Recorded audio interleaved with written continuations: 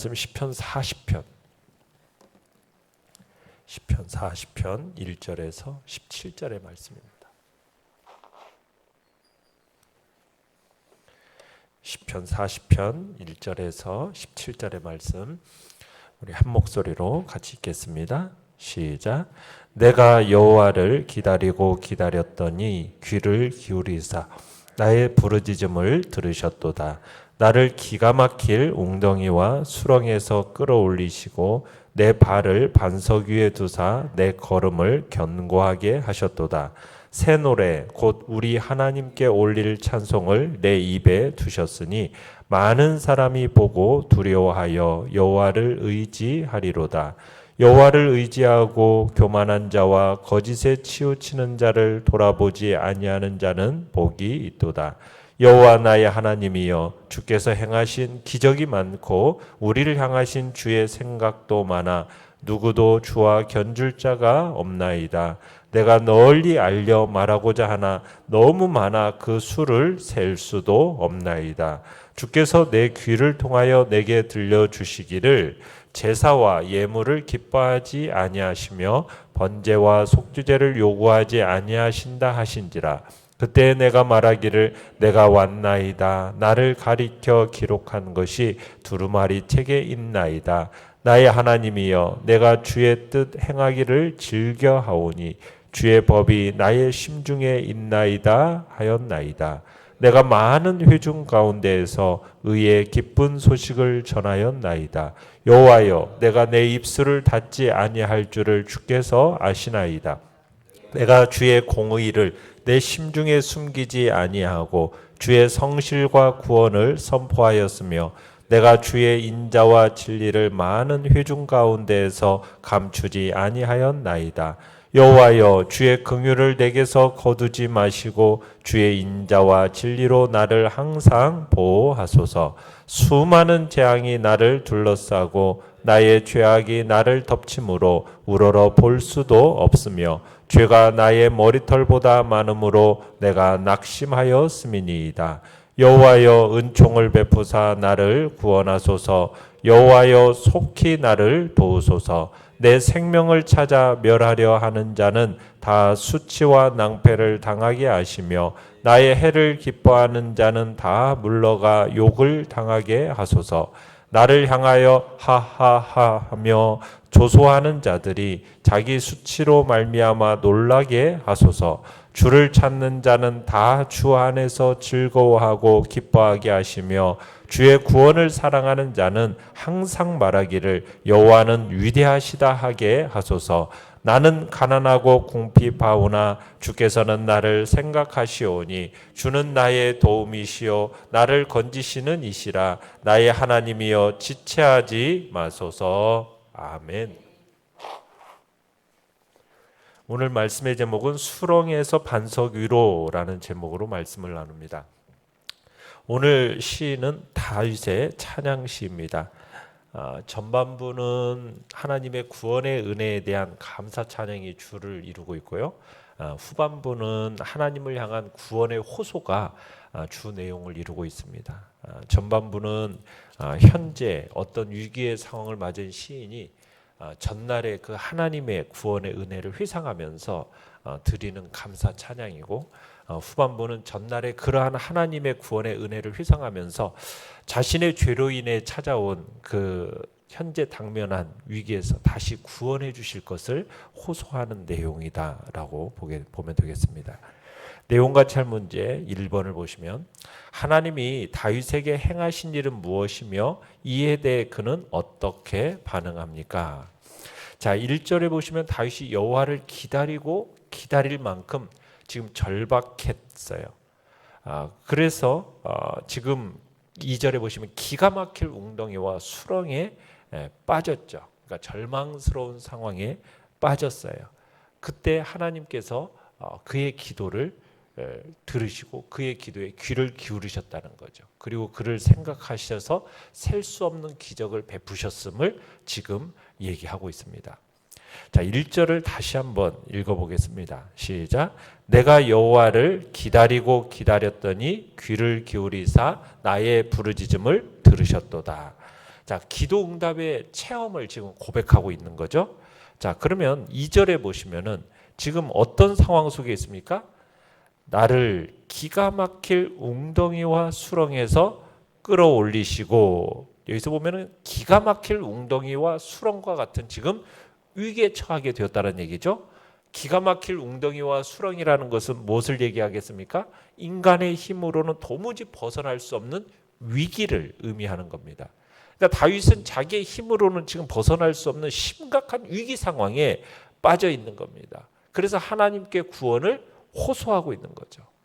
자, 그러자 그는 그 기도의 응답을 받아서 위기에서 구원을 받았다라는 거예요. 그래서 지금 2절 끝에 보니까 내 발을 반석 위에 두사 내 걸음을 견고하게 하셨다. 그러니까 하나님께서 그의 발과 걸음을 견고하게 하시는 하나님의 놀라운 구원의 역사를 경험하게 되었음을 얘기하고 있습니다. 자, 그런데 다윗이 기도하자마자 그런 구원의 역사가 이루어졌나요? 1절에 보면은 뭐라고 돼 있어요? 기다리고 기다렸더니. 그러니까 지금 하나님께 자신이 부르짖었는데 그 부르짖음을 들으셨다고 해서 곧바로 그 기도에 응답이 된 게 아니라 기다리고 기다리는. 그래서 하나님이 응답하실 때까지 계속 기도하면서 오래 기다렸음을 의미하는 거죠. 그러니까 다윗이 기다리는 기간이 얼마나 되었는지 우리가 알 수는 없지만 다윗은 하나님을 신뢰하면서 끝까지 인내했다라는 겁니다. 그 결과 하나님의 응답이라는 결실을 맺을 수 있음을 얘기하고 있습니다. 3절을 같이 한번 읽어봅니다. 시작. 새 노래 곧 우리 하나님께 올릴 찬송을 내 입에 두셨으니 많은 사람이 보고 두려워하여 여호와를 의지하리로다. 하나님의 구원의 은혜에 대한 다윗의 반응을 지금 보여주고 있습니다. 새 노래로 찬양하겠다. 새 노래라 찬양하겠다라는 말은 무슨 새로운 노래를 지어서 하나님을 찬양하겠다는 말이 아니라 자신의 심령을 새롭게 해서 새로운 마음으로 자신을 구원해 주신 그 하나님을 찬양하겠다, 이런 말입니다. 그러니까 다윗은 하나님이 새 노래, 곧 하나님께 올릴 찬송을 자기 입에 두셨다라고 얘기하고 있죠. 이것은 이제 위기에서 구원해 주심으로 자신으로 하나님을 찬양할 근거를 주셨다. 지금 이런 얘기입니다. 달리 말하면 새 노래로 하나님을 찬양하는 것은 하나님께 구원받은 그 구원의 은혜를 입은 사람, 그 사람만이 할 수 있는 귀한 일이라는 겁니다. 그러니까 하나님께 구원의 은혜를 받은 사람이 올릴 수 있는 찬양이 바로 새 노래인 거죠. 자, 5절을 한번 읽어봅니다. 시작. 여호와 나의 하나님이여 주께서 행하신 기적이 많고 우리를 향하신 주의 생각도 많아 누구도 주와 견줄 수가 없나이다. 내가 널리 알려 말하고자 하나 너무 많아 그 수를 셀 수도 없나이다. 자, 지금 주께서 행하신 기적, 주의 생각, 이건 뭘 얘기하는 거냐면 모두 성도들을 향한 은혜로운 하나님의 섭리를 얘기하는 겁니다. 다윗은 그러한 은혜로운 섭리가 얼마나 많은지 다 말로 헤아릴 수가 없다라는 고백을 하고 있습니다. 그래서 하나님께 올릴 찬송을 성도들의 입에 끊임없이 두고 계신다. 지금 이 얘기가 되는 거예요. 그러니까 하나님은 항상 성도들의 찬양을 받으시기에 합당하신 분입니다. 우리는 하나님께서 우리에게 베푸신 그 놀라운 구원의 은혜, 삶의 순간순간마다 베푸시는 그 하나님의 모든 은혜, 우리가 그것을 기억하면서 하나님을 찬송해야 된다는 얘기죠. 다윗은 이러한 찬송으로 뭐예요? 많은 사람들이 두려워하고 여호와를 의지하게 될 것이다 라고 합니다.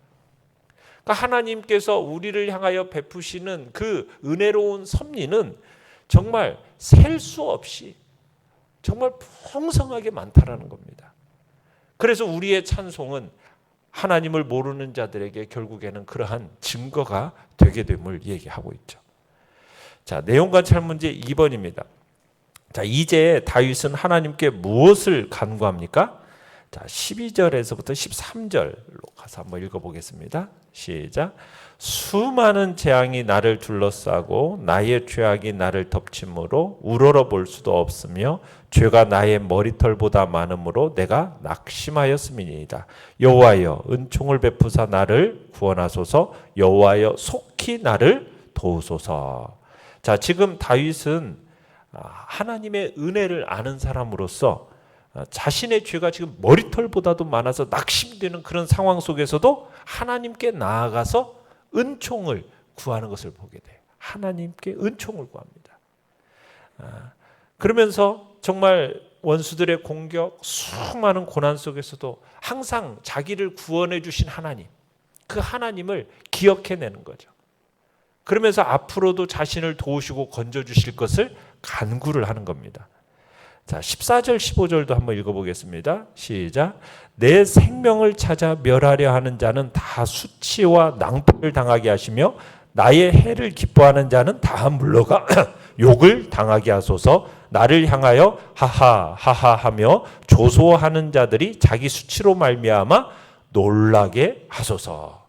지금 다윗은 자기의 시련으로 인해서 기뻐하고 행복해하는 그 원수들, 그런 사람들이 수치와 낭패를 당하게 해달라고 지금 요청하라고 있습니다. 이것은 하나님의 공의를 지금 구하고 있는 겁니다. 자, 그 다음에 16절 17절 읽어봅니다. 시작. 주를 찾는 자는 다 주 안에서 즐거워하고 기뻐하게 하시며 주의 구원을 사랑하는 자는 항상 말하기를 여호와는 위대하시다 하게 하소서. 나는 가난하고 궁핍하오나 주께서는 나를 생각하시오니 주는 나의 도움이시오. 나를 건지시는 이시라. 나의 하나님이여 지체하지 마소서. 지금 다윗은 셀 수 없는 하나님의 구원의 역사를 경험했어요. 그런 다윗이 이제는 그 모든 주도권을 하나님께 딱 드리는 겁니다. 그러면서 신속한 개입을 통해서 정말 이곳에서 자신을 건져주시기를 간절히 요청하고 있는 겁니다. 자, 영과 묵상 문제 3번입니다. 다윗이 기다리고 의지하는 하나님은 어떤 분이십니까? 자, 그 하나님은 어떤 분이신가? 10절, 11절로 가서 한번 읽어보겠습니다. 시작. 내가 주의 공의를 내 심중에 숨기지 아니하고 주의 성실과 구원을 선포하였으며 내가 주의 인자와 진리를 많은 회중 가운데서 감추지 아니하였나이다. 여호와여 주의 긍휼을 내게서 거두지 마시고 주의 인자와 진리로 나를 항상 보호하소서. 자, 하나님은 어떤 분이시냐? 다윗이 전하고 숨기지 않는 것이 뭐라고 얘기하고 있습니까? 10절에 보면 주의 공의, 공의로우신 하나님임을 얘기하고 있고요. 주의 성실과 구원, 그러니까 성실하신 하나님, 구원의 하나님. 또 주의 인자와 진리, 그러니까 인자하신 하나님, 또 진리의 하나님. 그러니까 주의 공의라는 말은 인간을 향한 하나님의 그 신실하심, 정직하심, 올바르심, 이것을 의미하는 겁니다. 그러니까 주의 이 성실하심이라는 것은 인간을 향하신 하나님의 그 신실하심, 확고부동하심, 이걸 의미해요. 인간을 향해서 행하시는 그 하나님의 일들이라는 것은 정말 그 어떤 것도 변함이 없고 확고부동하다라는 것을 나타내고 있습니다. 또 주의 인자라는 것은 인간을 향하신 하나님의 그 언약적인 사랑과 친절함, 이걸 나타냅니다. 그리고 진리라는 것은 영구적이고 불변하고 확실함을 의미하고 있죠. 그 다음에 11절에 보면 하나님은 또 어떤 분이에요? 주의 긍휼이라고 할 때 긍휼의 하나님입니다.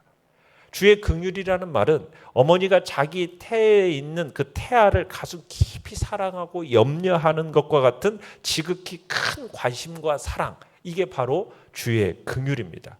그러니까 다윗은 지금 이러한 하나님의 지극한 긍휼이 자신에게 그치지 말기를 간구하고 있는 겁니다.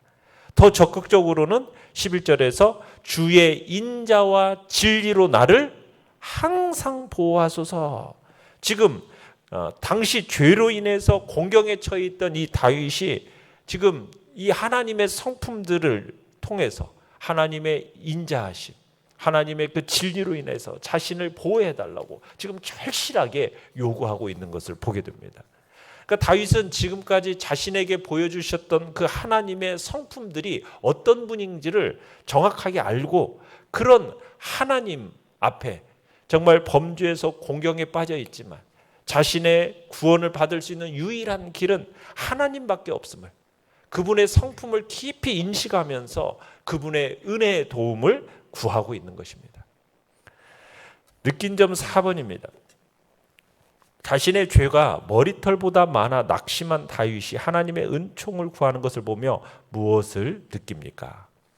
자, 주님의 인자와 주의 진리는 성도들의 영원한 구원의 소망이다라는 사실을 우리가 느끼게 됩니다. 주님의 인자하심과 주님의 진리라는 것.